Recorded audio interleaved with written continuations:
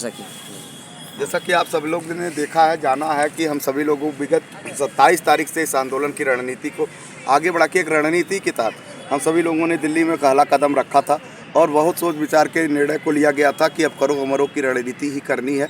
और ये बात तय की गई थी कि किसी भी परिस्थिति में हम लोगों को आंदोलन में तब तक नहीं हटना है जब तक हमारे पैसे के भुगतान के लिए भारत की सरकार स्वयं संज्ञान में ले करके हम लोगों को टाक टेबल पर बैठाने के लिए मजबूर ना हो जाए। उद्देश्य ये है कि सहारा पीड़ितों के भुगतान की लड़ाई के साथ साथ सहारा के 12 लाख कार्यकर्ता जो हैं और उन लोगों के भी जीवन और मरण का प्रश्न है, रोजी रोटी का भी सवाल है और तमाम लोग उनके ऊपर तमाम यातनाएं देख रहे हैं। अगर एक तरफ देश के निवेशकों का पैसा डूबने के कगार पे है तो 4000 से ज़्यादा लोग आत्महत्या भी कर लिए हैं और ना जाने कितने लोगों को पीड़ा है, परिस्थितियां हैं। अभी हमारे कुछ साथी हरियाणा के भी आए हैं, कुछ यहाँ हैं, कुछ आ ही रहे हैं। अभी मैं उनसे भी आपसे बात कराऊंगा कि उनका दर्द जब सुनेंगे तो आपको रोने पे आएगा। और जिन लोगों को अपने परिवार को, अपने समाज को चलाने के लिए, अपने जीवन को जीने के लिए जिम्मेदारी तो वो मुँह छुपाते हुए फिर रहे हैं और किन हालातों से गुजर रहे हैं, आपको इसका ताज़ा तरीन प्रमाण भी आपको देखने को मिलेगा। लेकिन सबसे बड़ी बात यह है कि सहारा प्रबंधन तंत्र, सरकार और आंदोलन एक साथ कब बैठेगा, इसी सब को मुद्दों को लेकर के देश की सरकारों को खास तौर पे देश में प्रधानमंत्री, देश के गृह मंत्री को एक बड़ा संदेश हम लोग यहाँ से दे रहे हैं कि आंदोलन की टीम को, सहारा प्रबंधन तंत्र की टीम को और स्वयं भारत की सरकार की प्रतिनिधि को एक टेबल पे बैठे और हम बताते हैं, खड़ा करते हैं, हमारा प्रस्ताव सुने। अगर ये प्रस्ताव अच्छा लगता है तो सहारा पीड़ितों का भुगतान भी सुनिश्चित होगा।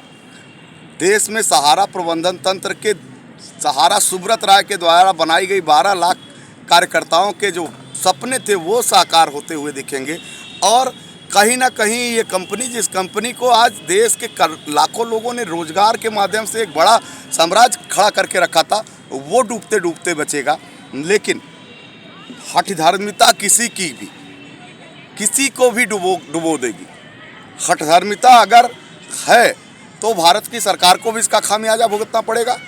और कहीं ना कहीं सहारा प्रबंधन तंत्र में आज जो लोग अभी भी बैठे हैं उन लोगों की जगह भी सहारा जेल के सलाखों के पीछे ही होगी। और देश के निवेशकों में जो वर्तमान में आक्रोश पैदा हो रहा है उससे सहारा के तमाम कार्यकर्ता भी अछूते नहीं रह जाएंगे, क्योंकि जनता ने अब ये आंदोलन संभाल लिया है। हम देख रहे हैं, जनता को मैं बहुत बहुत आभार व्यक्त करता हूँ। उनको सच आने के लिए तमाम यूट्यूबर साथियों ने जो बड़े पैमाने पे हमारी मदद कर रहे हैं। हाँ, नेशनल मीडिया नहीं बोल रही। एक दिन यकीन मानिए कि इसी जंतर मंतर पे जहाँ हम लोग बैठे हैं, कभी अन्ना हजारे का आंदोलन हुआ करता था, महज 400-500 लोगों के साथ उन्होंने आंदोलन को यहाँ पे शुरू किया था। उनके पीछे बड़ी लंबी बैकिंग थी, लेकिन यहाँ आंदोलनकारियों के पीछे किसी की बैकिंग नहीं है। ये आंदोलनकारी अपनी जान की बाजी लगा के इस आंदोलन को लड़ रहे हैं। लेकिन एक दिन ऐसा आएगा कि आप जितना बड़ा आंदोलन जितना बड़ा ग्राउंड देख रहे हैं, ये ग्राउंड छोटा पड़ने लगेगा और वो निवेशकों का होगा। अगर वो निवेशक देश के तमाम कार्यकर्ताओं के घरों की तरफ धावा बोलने लगेंगे तो मुझे लगता है कि वर्ग संघर्ष के हालात पैदा हो जाएंगे। तो मेरा निवेदन है कि हम सहारा प्रबंधन तंत्र, सरकार और प्रदर्शनकारी यानी आंदोलनकारी एक मंच पे एक बड़े रणनीति के साथ बैठना चाहते हैं। आप सहयोग करिए ताकि सरकारों को भी एक मंच पे बैठा करके अपना भुगतान भी लिया जाए। सहारा के प्रबंधन तंत्र से जुड़े तमाम जो लाखों कार्यकर्ता हैं उनको भी जीवन रोजगार उनके परिवार का भरण पोषण होने की व्यवस्था बने। और सरकार को भी, मुझे सरकार से कोई दुराव नहीं है। सरकार किसी भी परिस्थितियों में जो हमारी मदद करेगा हम उसकी मदद करने के लिए जब कर रहे हैं। अगर सरकार हमारी मदद कर देगी तो हम किसी को आजीवन नहीं कहीं जाने वाले हैं, क्योंकि हमारे तो जब हम मौत के करीब हैं, उस मौत के करीब में अगर जो मेरा साथी देगा, मदद करेगा, तो मेरे लिए भगवान के से बड़ा है। तो मुझे किसी राजनीतिक दल से तब तक विरोध नहीं है कि जब तक वो हमारी मदद नहीं कर रहा है, तभी तक हमारा विरोध है।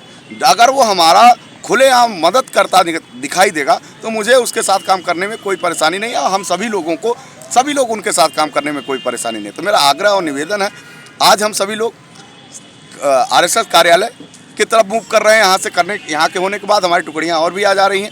हम सब लोगों को फ़ोन कर रहे हैं कि सब लोग एक निश्चित स्थान पे आ जाएं और उसके बाद हम लोग आरएसएस कार्यालय पे अपनी पीड़ा बताने चलेंगे। आरएसएस जो ग्राउंड लेवल पे काम कर रही है, प्रचारक की भूमिका अदा कर रही है, उन तक हम अपनी सूचना पहुँचाएंगे।